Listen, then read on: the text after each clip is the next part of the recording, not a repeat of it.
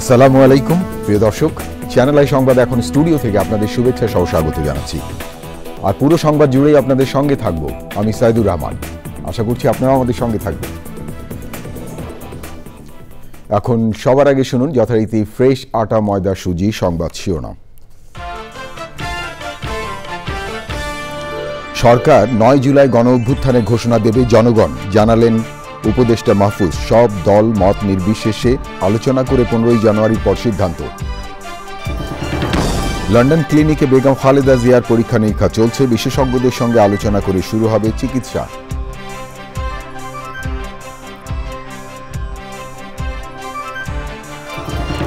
জুলাই বিপ্লব যেন নৈরাজ্যের শেষ না হয় সতর্ক করল ইইউ।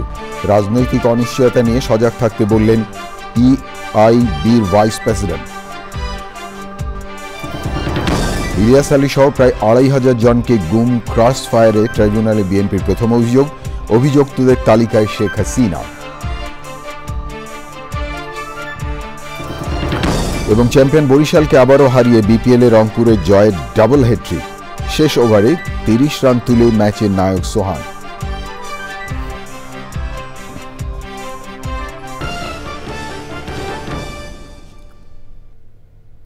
প্রিয় দর্শক, এছাড়াও নিটোল টাটা বিশেষ সংবাদে যা থাকছে।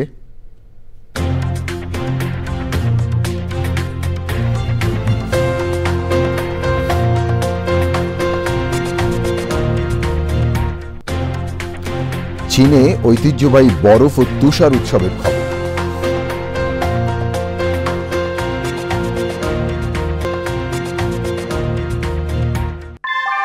অনেকদিন থেকে আমার ইচ্ছা ছিল যে গিটার শিখবো। আমি যেহেতু স্টুডেন্ট, একবার এতগুলো টাকাও ম্যানেজ করা সম্ভব হবে না। জানতে পারলাম বাবার মাধ্যমে যে বিকাশে সেভিংস করা যায়। এটা সবথেকে ভালো লাগে যে কম অ্যামাউন্ট দিয়েই করা যায়। ক্যাশ আউট করতে গেলে কোনো চার্জ লাগে না। বিকাশ অ্যাপে ডিপিএস, টাকা জমায় সারা দেশ। ধন্যবাদ প্রিয় দর্শক আমাদের সাথে যোগ দেওয়ার জন্য। এতক্ষণ সংবাদ শিরোনাম শুনলেন, চলুন যাওয়া যাক পুরো খবরে। আর এখনকার এই সংবাদ আয়োজন একই সঙ্গে চ্যানেল আই ইউটিউব চ্যানেলে এবং channel I OTT platform I স্ক্রিনে লাইভ স্ট্রিম হচ্ছে। সংবিধান জানুয়ারির মধ্যে হচ্ছে না, এমন তথ্য জানিয়ে উপদেষ্টা মাহফুজ আলম বলেছেন, ঘোষণাপত্র সরকার দেবে না, ঘোষণা আসবে জনগণের পক্ষ থেকে। রিপোর্টে আরও জানাচ্ছেন সহকর্মী মুস্তফা মল্লিক। রাজধানীর ফরেন সার্ভিস একাডেমিতে প্রধান উপদেষ্টার প্রেস উইংয়ের নিয়মিত সংবাদ সম্মেলন। অন্তর্বর্তী সরকারের উপদেষ্টা মাহফুজুল আলম শুরুতেই জুলাই গণঅভ্যুত্থানের ঘোষণাপত্র নিয়ে কথা বলেন। শুধুমাত্র রাজনৈতিক নয়, বরং গণঅভ্যুত্থানের যতগুলো পক্ষ আছে, সরকার আগামী সপ্তাহের মধ্যে এই ডকুমেন্টটির ব্যাপারে সিদ্ধান্তটি জানাবে। এই ঐকমত্যের জায়গাতে যদি আমরা পৌঁছাতে পারি, সংবিধানের ব্যাপারে সংবিধানকে কি করব, আমরা কি করতে চাচ্ছি, এটা প্রস্তাবনা আছে শিক্ষার্থীদের দিক থেকে, অন্যান্য রাজনৈতিক দল থেকে হয়তো এটার বিরোধিতা আছে। এইটা যেহেতু কন্টেনশাস পয়েন্ট, যেসব বিষয়ে কন্টেনশাস পয়েন্ট আছে সেসব বিষয়গুলো আমরা আলোচনা করে আমরা এটাকে লিপিবদ্ধ করব। সাংবাদিকরা উপদেষ্টার কাছে জানতে চান, জাতীয় এবং স্থানীয় নির্বাচন নিয়ে সরকারের যে পরিকল্পনা তা সবার কাছে স্পষ্ট কিনা। এটা একটা প্রস্তাবনা আকারে স্যার বলেছেন যে লোকাল গভর্নমেন্ট ইলেকশন যদি হয় তাহলে যেটা হবে যে নাগরিকদের এই সেবা প্রাপ্তির সুযোগ তৈরি হবে। ওই সংস্কার যদি মধ্যমেয়াদী হয়, দীর্ঘমেয়াদী হয়, স্বল্পমেয়াদী হয়, বা কী ধরনের সংস্কার, এটা যদি ঠিক হয়, ওই সংস্কারের মেয়াদ অথবা পরিধির ভিত্তিতে আমি মনে করি নির্বাচনের ডেট ঠিক হবে। প্রধান উপদেষ্টার প্রেস সচিব বলেন, আগামী মাসের মধ্যেই শিক্ষা প্রতিষ্ঠানে শতভাগ বই পৌঁছে যাবে। ক্যাবিনেটে বলা হয়েছে যে পাঠ্যপুস্তক আগামী মাসের মধ্যে সবাই হাতে পাবেন, সবার হাতে। পিডিএফটা সবার কাছেই আছে। হোপফুলি আমরা যে সমস্যাগুলো এবার ফেস করলাম স্ট্রাকচার, সেগুলো নিয়ে তো ইন্টেনসিভলি আমরা কাজ করছি। এটা ভবিষ্যতে ইনশাআল্লাহ এটা ফেস হবে না। সংবাদ সম্মেলনে জানানো হয়, মাজার, কাওয়ালি বা সুফি সমাবেশে কোনো ধরনের হামলা হলে মেনে নেবে না সরকার। ৫ই আগস্টের পর মাজার বা এই ধরনের সমাবেশে হামলার ঘটনায় ক্ষতিগ্রস্তদের মামলা করার পরামর্শ দেওয়া হয়েছে প্রধান উপদেষ্টার প্রেস উইংয়ের পক্ষ থেকে। Mustafa Mallick, channel I, Dhaka. London ক্লিনিকে সাবেক প্রধানমন্ত্রী ও বিএনপি চেয়ারপারসন বেগম খালেদা জিয়ার শারীরিক পরীক্ষা নিরীক্ষা চলছে। বাংলাদেশের চিকিৎসকদের সঙ্গে ওই হাসপাতালের বিশেষজ্ঞ চিকিৎসকরা আলোচনা করেই বেগম জিয়ার চিকিৎসা শুরু করবেন। বেগম জিয়ার চিকিৎসক AZM জাহিদ হোসেন লন্ডন থেকে জানিয়েছেন, পরীক্ষা নিরীক্ষা শেষে বেগম জিয়া তার ছেলে তারিক রহমানের বাসায় থাকবেন। রিপোর্টে আরও জানাচ্ছেন রাহুল রায়।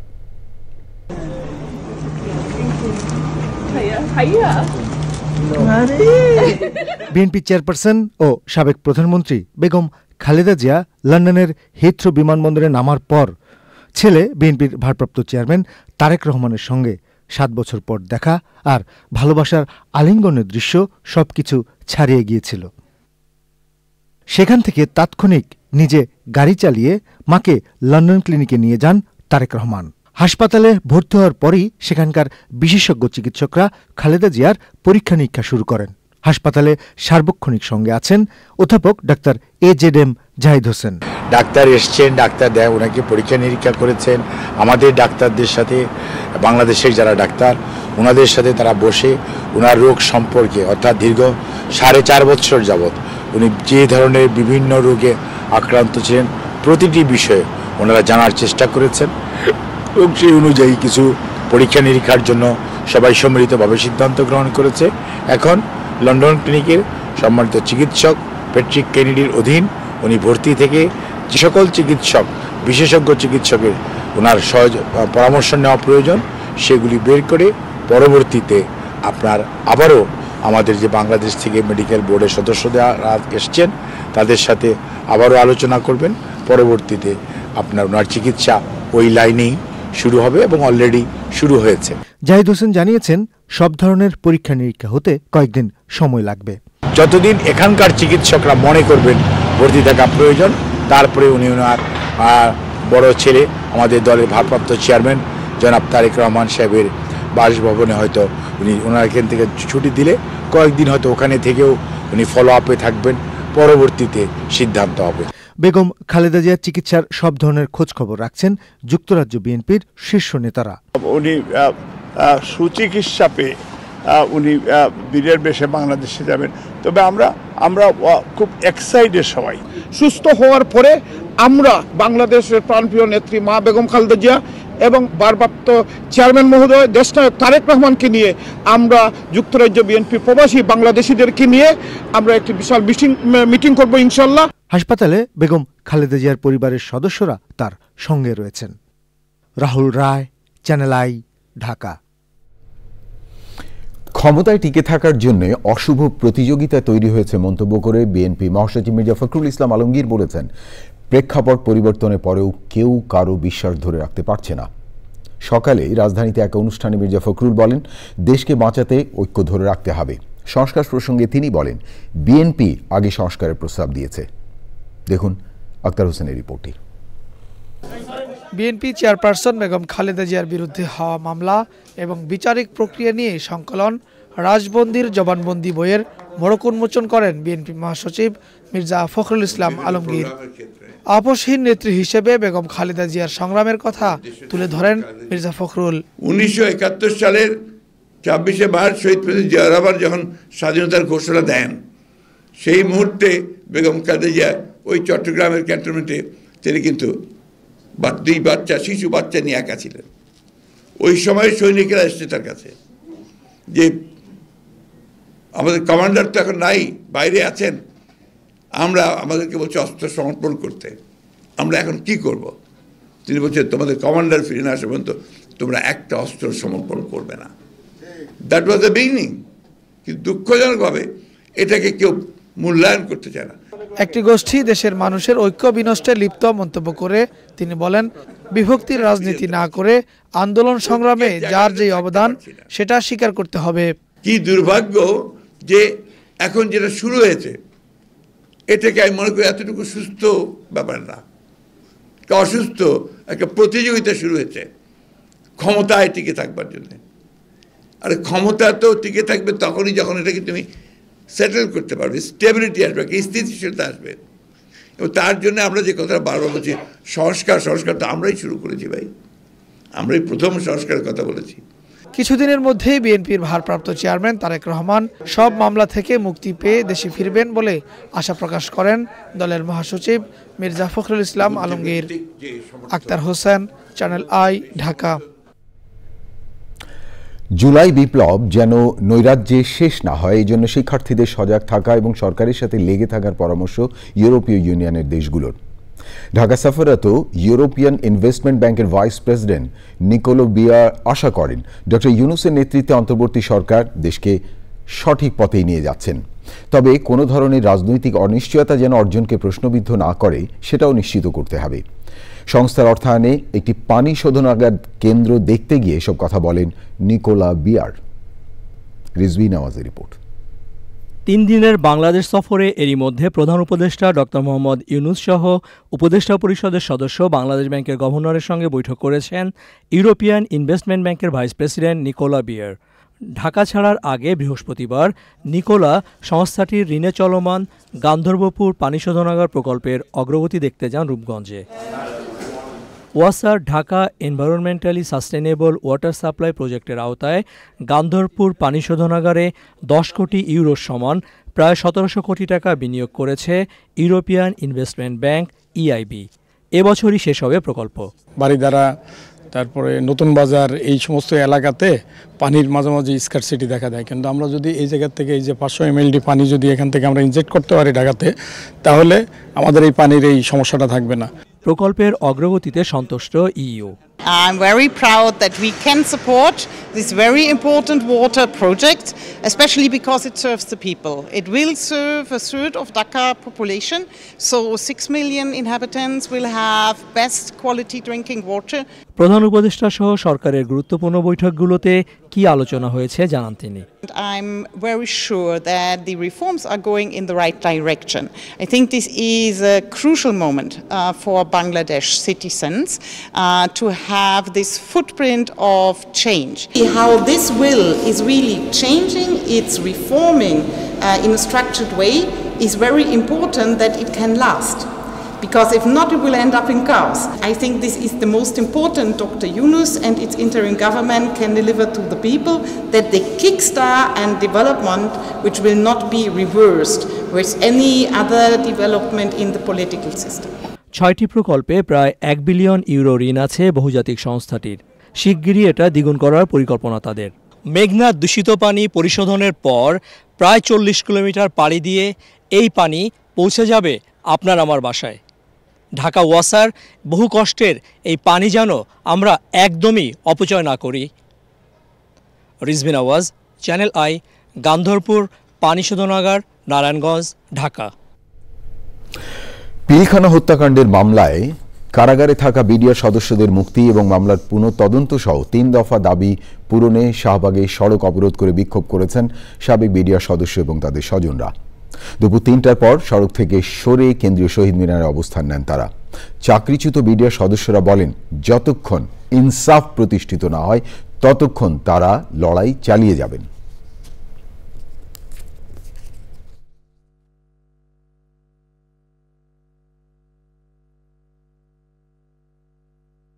বিডিআরকে বিভিন্ন মেয়াদে চাকরিচ্যুত করছে।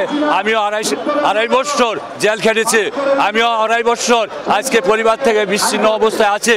যে সমস্ত নিরপরাধ বিডিআর জেলখানায় বন্দী আছে তাদেরকে জেল থেকে জামিন অথবা মুক্তি দেওয়ার জন্য দাবি করছি। ভাইদের মুক্তি, আমাদের চাকরিতে পূর্ণবহাল, আমাদের যে এই বিচার যে বলতেছে যে ওমন নম্বর ধারাটা আছে সেটার জন্য সে তারা এটা কিসের জন্য? আমরা কি দোষী? আমরা তো দোষী না। আমাদের স্বৈরাচার শেখ হাসিনা এটাকে ভাসানো, সে ভাসাইছে আমাদের। রাজধানী বকশীবাজারে আলিয়া মাদ্রাসা মাঠের অস্থায়ী বিশেষ আদালত আগুনে পুড়ে যাওয়ায় পিলখানা হত্যাকাণ্ডের বিস্ফোরক মামলার জামিন শুনানি হয়নি। রাষ্ট্রপক্ষের আইনজীবী বলেছেন, বিচার কাজ পরিচালনার মতো প্রেক্ষাপট নেই। পরবর্তী জামিন শুনানি 19 জানুয়ারি। তবে কোথায় শুনানি হবে তা এখনো নির্ধারণ হয়নি। তবে অগ্নিকাণ্ডের ঘটনাকে নাটকীয়তা বলে মন্তব্য করেছেন আসামি পক্ষের আইনজীবীরা।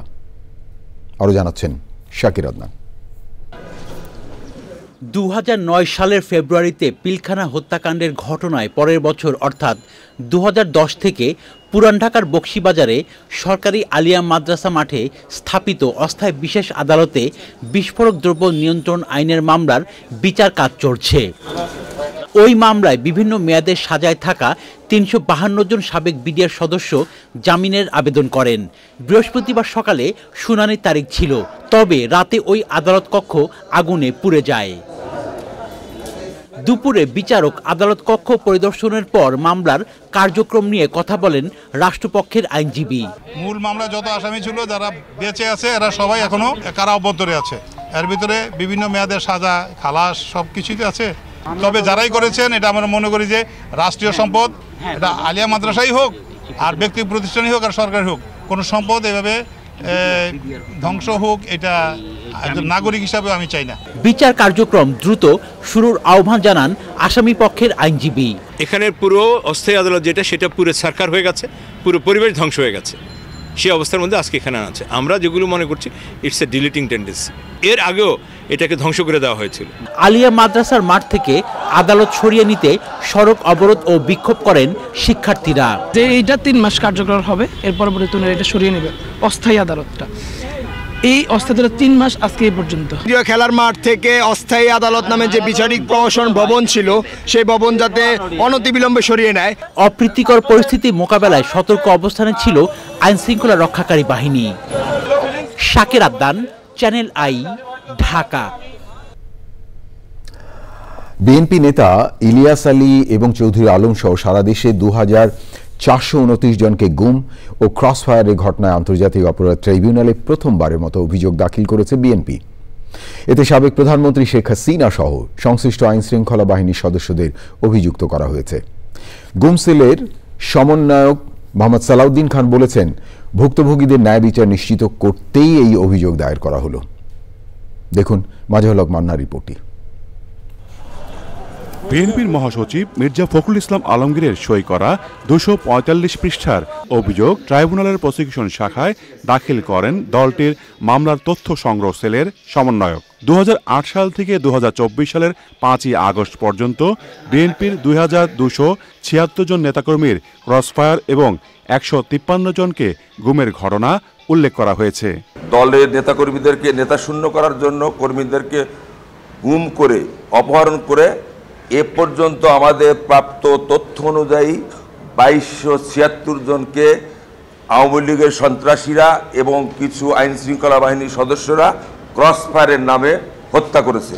আমাদের নুরুজ্জামান জনি আছে, আমাদের শাহজাহান সাহেব আছে, যুবদল নেতা কায়ুম আছে, তারপরে আপনার শরীফ আছে, তরিকুল ইসলাম আছে, এরকম আমজাদ হোসেন আছে, ইলিয়াস আলী গুমের মধ্যে আছেন। আমাদের স্থায়ী কমিটির সদস্য যিনি আমাদের 8 বছর দীর্ঘদিন অপহরণ করে ভারতে ফেলিয়ে রেখেছিলেন সালাউদ্দিন আহমেদ সাহেব আছেন। কার কার বিরুদ্ধে অভিযোগ আনা হয়েছে সে বিষয়ে কথা বলেন তারা। সুনির্দিষ্ট অভিযোগ প্রধানমন্ত্রী সহ সংশ্লিষ্ট যারা আইন শৃঙ্খলা জড়িত আছে তাদের সহ এবং আওয়ামী লীগের যারা সন্ত্রাসী তাদেরকে আমরা আসামি চিহ্নিত করেছি এভাবে যে সংশ্লিষ্ট থানায় যিনি দায়িত্বরত পুলিশ অফিসার ছিলেন, ওখানে যে পুলিশ সুপার ছিলেন এবং ওই টিমে যারা ছিলেন আমরা তাদেরকে এখানে আসামি হিসেবে দিয়েছি। অভিযোগ গ্রহণ করে আইন অনুযায়ী পদক্ষেপ নেবেন বলে জানান prosecutor Gazi M H. Tamim. Mazharul Haque Manna, Channel I, Dhaka. পাচার হওয়া অর্থ ফেরাতে সাবেক প্রধানমন্ত্রী শেখ হাসিনা এবং সাবেক ভূমিমন্ত্রী সাইফুজ্জামান চৌধুরী সহ 10 শীর্ষ প্রতিষ্ঠানের দুর্নীতির খোঁজে 10টি বিশেষ দল গঠন করেছে দুর্নীতি দমন কমিশন দুদক। দুদকের নেতৃত্বে এই যৌথ টাস্কফোর্সের সচিবিক দায়িত্ব পালন করবে এনবিআর, বিএফআইইউ এবং সিআইডি। এছাড়া মামলা হয়েছে ফরিদপুর 4 আসনের সাবেক এমপি নিক্সন চৌধুরী এবং তার স্ত্রীর বিরুদ্ধে। রিপোর্ট রোকসানা আমিনের। আওয়ামী লীগ সরকারের সময়ে দেশ থেকে পাচার হওয়া অর্থ ফেরানো এবং বিভিন্ন দুর্নীতির খোঁজ করতে কেন্দ্রীয় ব্যাংকের আর্থিক গোয়েন্দা ইউনিট, বিএফআইইউ, সিআইডি এবং এনবিআরকে নিয়ে এবার সমন্বিত টাস্কফোর্স গঠন করল দুর্নীতি দমন কমিশন। দুদকের নেতৃত্বে এসব টাস্কফোর্স সাবেক প্রধানমন্ত্রী শেখ হাসিনা ও সাবেক ভূমিমন্ত্রী সাইফুজ্জামান চৌধুরীর অর্থ পাচার ও দুর্নীতি ছাড়াও S Alam group, Bashundhara group, Beximco, summit, Orion, NASA, Nabil সহ 9টি শীর্ষ ব্যবসায়িক গ্রুপের দুর্নীতির অনুসন্ধান করবে। বৃহস্পতিবার বিকেলে ব্রিফিংয়ে টাস্কফোর্স গঠনের বিষয়টি নিশ্চিত করে দুদক। যেসব ক্ষেত্রে ডাইরেক্ট প্রমাণাদি পাওয়া গেছে সেসব ক্ষেত্রে নিয়ম অনুযায়ী আমাদের দুর্নীতি দমন কমিশন আইন ও বিধিমালা অনুসরণ করে অনুসন্ধান করা হবে। ফরিদপুরের সাবেক সংসদ সদস্য মুজিবুর রহমান চৌধুরী ওরফে নিক্সন চৌধুরী এবং তার স্ত্রী তারিন হোসেনের বিরুদ্ধে 2টি মামলা করেছে দুদক। একই সাথে মামলা হয়েছে নরসিংদী 2 আসনের সাবেক এমপি আনোয়ারুল আশরাফ খান ও তার স্ত্রীর বিরুদ্ধে। নিক্সন চৌধুরী সাবেক সংসদ সদস্য ফরিদপুর 4 ক্ষমতার অপব্যবহার করে বিভিন্ন অনিয়ম ও দুর্নীতির মাধ্যমে মানি লন্ডারিং সংক্রান্ত অপরাধের দায়ে একটি মামলা রুজু করা হয়েছে এবং দেশের বাইরে যদি আরও স্থাবর অস্থাবর সম্পদ পাওয়া যায় তাহলে এবং আরও কারো সংশ্লিষ্টতা যদি পাওয়া যায় তাহলে এই মামলার সাথে সেগুলো অন্তর্ভুক্ত হবে। সাবেক মন্ত্রী এমপিদের অস্বাভাবিক ব্যাংক লেনদেনের বিষয়ে ব্যাংক কর্মকর্তাদেরও আইনের আওতায় আনা হবে বলে জানিয়েছে দুদক। রোকসানা আমিন, চ্যানেল আই, ঢাকা। 43তম বিসিএস এ বাদ পড়া 227 জনের বেশিরভাগের নামেই প্রজ্ঞাপন জারি হবে বলে জানিয়েছেন জনপ্রশাসন সচিব মখলেসুর রহমান। 2-1 দিনের মধ্যে এই বিষয়ে পুনঃ তদন্ত শেষ হবে বলে জানান তিনি। এবারে বাজেটেই সরকারি চাকরিজীবীদের জন্য মহার্ঘ ভাতা বরাদ্দ থাকবে বলে সাংবাদিকদের প্রশ্নের জবাবে জানান জনপ্রশাসন সচিব।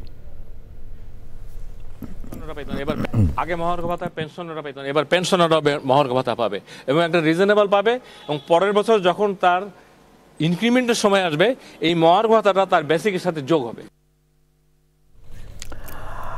প্রিয় দর্শক, এবারে বিপিএল আপডেট।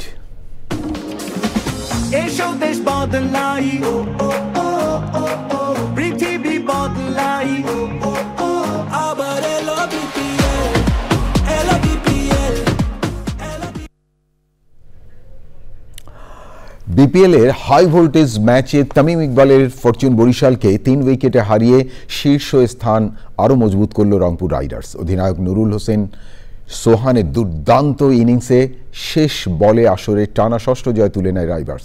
রিপোর্টে আরও জানাচ্ছেন তানভীর আহমেদ। শেষ ওভারে জয়ের জন্য রংপুর রাইডার্সের দরকার ছিল 26 রান। কাইল মায়ার্সের 20তম ওভারে প্রথম বলেই ছক্কা মেরে রাইডার্সদের স্বপ্ন দেখাতে শুরু করেন নুরুল হাসান সোহান। পরের 4 বলে আরও 4 বাউন্ডারি হাঁকিয়ে সমীকরণ সহজ করেন ক্যাপ্টেন। এরপর সমীকরণ দাঁড়ায় 1 বলে 2 রান। শেষ বলে ছক্কা হাঁকিয়ে জয়ের আনন্দে মাতে রংপুর।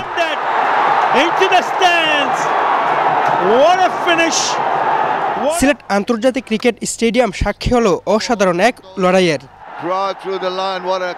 কাগজে কলমে বিপিএল এর সবচেয়ে শক্তিশালী 2 দলের লড়াইয়ে টস হেরে ব্যাটিংয়ে নামে ফরচুন বরিশাল। নাজমুল হোসেন শান্ত ও ক্যাপ্টেন তামিম ইকবালের 81 রানের উদ্বোধনী পার্টনারশিপে ভালো শুরু পায় ডিফেন্ডিং চ্যাম্পিয়নরা। তামিমের ব্যাট থেকে আসে 34 বলে 40 রান। শান্ত 41 রান করে সাজঘরে ফেরেন। এরপর ক্যারিবীয় অলরাউন্ডার কাইল মায়ার্স 1 বাউন্ডারি ও 7-6-এ 29 বলে অপরাজিত 61 রানের মারকুটে এক ইনিংস খেলেন। শেষ দিকে ফাহিম আশরাফের 6 বলে 20 রানের ক্যামিওতে 5 উইকেটে 197 রান করে বরিশাল। বড় লক্ষ্য তাড়া করতে নেমে শুরুটা ভালো হয়নি রংপুরের। ফর্মে থাকা অ্যালেক্স হেলস সুবিধা করতে পারেননি। ইনিংসের দ্বিতীয় ওভারে সাজঘরে ফেরেন তিনি। এরপর 2 পাকিস্তানি ব্যাটার ইফতেখার আহমেদ ও খুশদিল শাহ ম্যাচকে কাছাকাছি নিয়ে যান। দুজনেই খেলেন 48 রানের ইনিংস। এর পরের গল্পটা রংপুরের ক্যাপ্টেন সুহানের। 7 বলে 32 রানের ক্যাপ্টেন নকে অবিশ্বাস্য জয় তুলে নেয় রংপুর রাইডার্স। একেবারে পয়সা উসুল একটি ম্যাচ দেখল সিলেটের দর্শকরা। ক্যাপ্টেন নুরুল হাসান সোহানের দানবী ইনিংসে জয়ের যাত্রা অব্যাহত রেখেছে রংপুর রাইডার্স। ক্যাপ্টেন নুরুল হাসান সোহান বলছে নিজের বিশ্বাস থেকেই এমন একটি ইনিংস খেলেছেন তিনি। সিলেট আন্তর্জাতিক ক্রিকেট স্টেডিয়াম থেকে তানভীর আহমেদ, চ্যানেল আই, সিলেট। প্রিয় দর্শক, বিপিএল এর আরও খবর।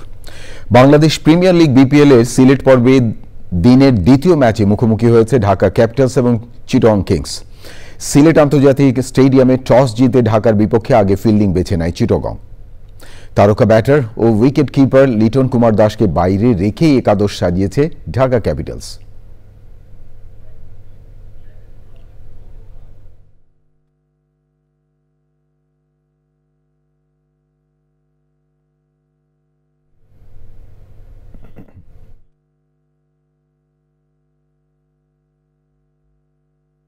Maybe it is time for someone like Tishara Pereira, who got 100 already in this edition of the Bangladesh Premier League, to move himself up the order.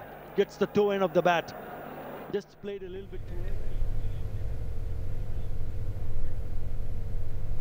প্রিয় দর্শক, শেষ খবর পাওয়া পর্যন্ত ঢাকা ক্যাপিটালসের সংগ্রহ 3 উইকেটে 66 রান।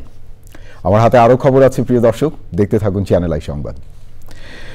এবারে বিরতি, আর বিরতির পর যা দেখতে পাবেন। ভারী বৃষ্টিতে সৌদি আরবের মক্কা, মদিনা ও জেদ্দায় বন্যা। বিরতির পর ফিরে এলাম। ধন্যবাদ প্রিয় দর্শক আবারও চ্যানেল আই সংবাদে যোগ দেওয়ার জন্য। টানা ভারী বৃষ্টিপাতে সৌদি আরবের মক্কা, মদিনা অঞ্চল ও জেদ্দা শহর ডুবে গেছে। কোথাও কোথাও বন্যা দেখা দিয়েছে। ওসব এলাকায় রেড অ্যালার্ট জারি রয়েছে। টানা বৃষ্টির কারণে মক্কার দক্ষিণ পূর্বে আল ওয়ালি এলাকায় বন্যায় বহু বাড়িঘর এবং গাড়ি ডুবে গেছে। মঙ্গলবার পর্যন্ত আরও ভারী বৃষ্টিপাত, বজ্র এবং শিলাবৃষ্টির পূর্বাভাস দিয়েছে দেশটির আবহাওয়া অফিস। ওই সময় পর্যন্ত মানুষকে সতর্ক থাকার পরামর্শ দেওয়া হয়েছে। পবিত্র নগরী মক্কা এবং এর আশেপাশের অঞ্চলে তায়েফ, ময়সান, আধাম, রানিয়া এবং আল মোয়াতে আবহাওয়া বেশি বৈরী থাকতে পারে বলে সতর্কতা করা হয়েছে।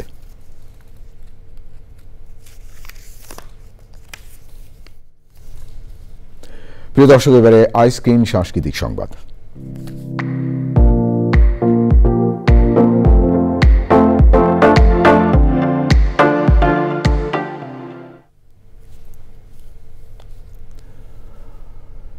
আগামী 11 জানুয়ারি থেকে শুরু হচ্ছে 23তম ঢাকা আন্তর্জাতিক চলচ্চিত্র উৎসব। জাতীয় জাদুঘরের প্রধান মিলনায়তনে এই উৎসবের উদ্বোধনী আয়োজন হবে। এই রেইনবো চলচ্চিত্র সংসদের উদ্যোগে 9টি বিভাগে বাংলাদেশ সহ 75টি দেশের 220টি চলচ্চিত্র প্রদর্শিত হবে, যেখানে বাংলাদেশের মোট 44টি চলচ্চিত্র দেখানো হবে। উদ্বোধনী চলচ্চিত্র হিসেবে এবছর দেখানো হবে চিউ জাং পরিচালিত চীনা ছবি মুনম্যান। এবছর উৎসবের কান্ট্রি ফোকাস হিসেবে থাকছে চীন। রয়েছে উইমেন ফিল্ম মেকার্স কনফারেন্স, 2024 সালের জুলাই আগস্ট গণ অভ্যুত্থানে শহীদদের স্মরণে থাকছে বিশেষ প্রদর্শনী, মাস্টার ক্লাস সহ নানা সেমিনার। 19 জানুয়ারি শেষ হবে এবারের চলচ্চিত্র উৎসব। এবারে নিটোল টাটা বিশেষ সংবাদ।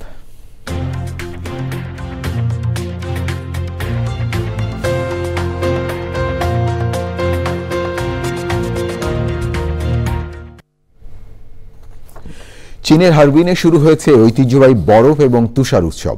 হারবিন আইস অ্যান্ড স্নো ওয়াল নামে জনপ্রিয় এই উৎসব।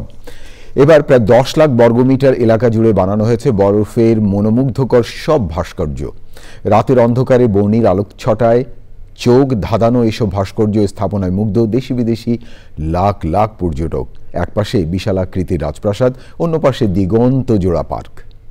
প্রায় 10 লাখ স্কোয়ার মিটার এলাকা জুড়ে আয়োজিত এই উৎসবের অন্যতম আকর্ষণ 300 মিটার দীর্ঘ সুপার আইস স্লাইড, যেখানে রয়েছে 14টি লেন। আয়োজকরা জানান, বিশাল এই উৎসবের স্থাপনাগুলো তৈরি করতে ব্যবহার করা হয়েছে 3 লাখ কিউবিক মিটার তুষার এবং বরফ। প্রিয় দর্শক, এবারে কৃষি সংবাদ।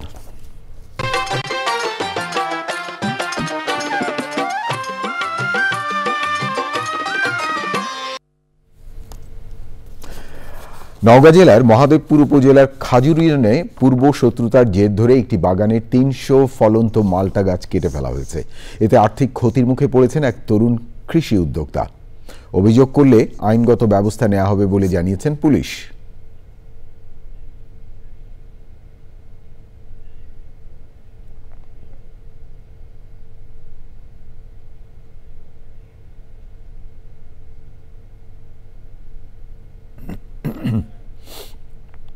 এখন দেখবেন প্রকৃতি সংবাদ।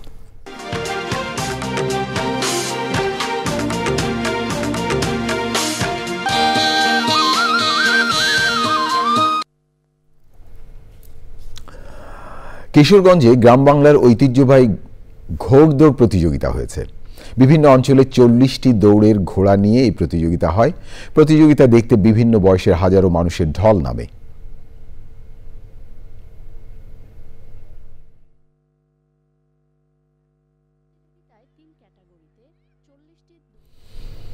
প্রিয় দর্শক, এখন দেখবেন পূবালী ব্যাংক বাণিজ্য সংবাদ।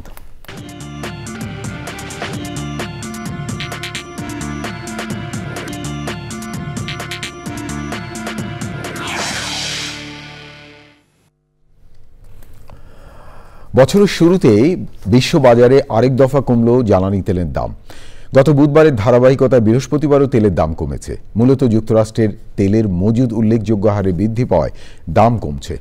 বিশ্ববাজারে ব্রেড ক্রুড তেলের দাম কমেছে ব্যারেল প্রতি 28 সেন্ট বা 0.4%। দাম কমে ব্যারেল প্রতি $75.88 দাঁড়িয়েছে। এছাড়া ওয়েস্ট টেক্সাস ইন্টারমিডিয়েট ক্রুড এবং WTI ক্রুডের দাম কমেছে ব্যারেল প্রতি 30 সেন্ট বা 0.4%। দাম কমে দাঁড়িয়েছে ব্যারেল প্রতি $73.2।